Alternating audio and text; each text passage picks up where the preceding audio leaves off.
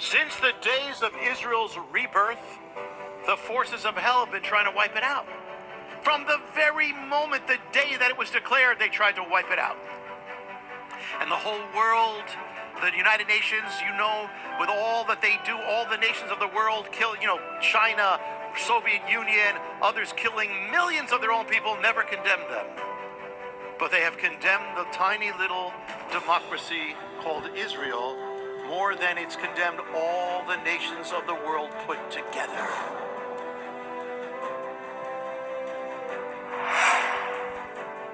It was what was happening recently when all those rockets were fired at Israel from the Gaza Strip by Hamas, that was supported by Iran, that made me turn to the book of Daniel.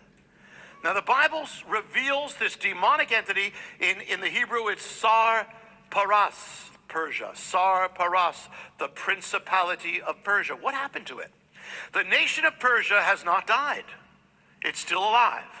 And principalities don't die. These two things put together means, what would the Sar Paras, the prince of Persia, be today? It would be the principality of Iran. Iran is Persia.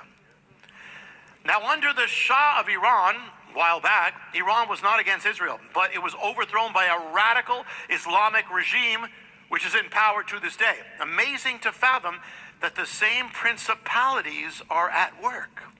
They don't disappear. And today, there could be today behind the news can be ancient principalities. Behind Hamas, behind Hezbollah.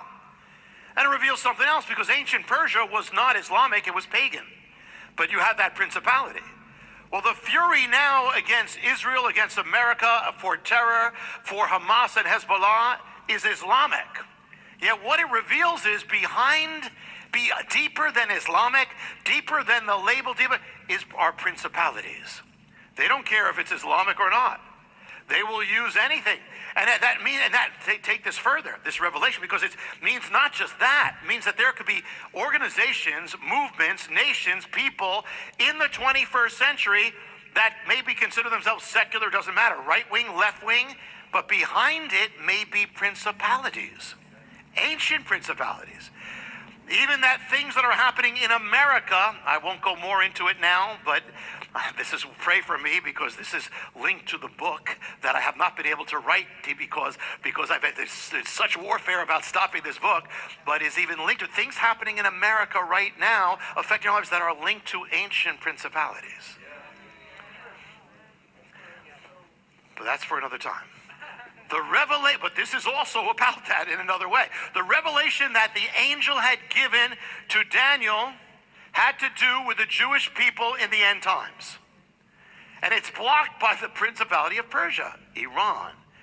Today, Israel views as its greatest enemy, not the Soviet Union is gone, not even China, but Iran. That happens to be the same one that is linked to the principality that's trying to stop the revelation of Israel in the last days. So now Israel comes back. Think about that. Israel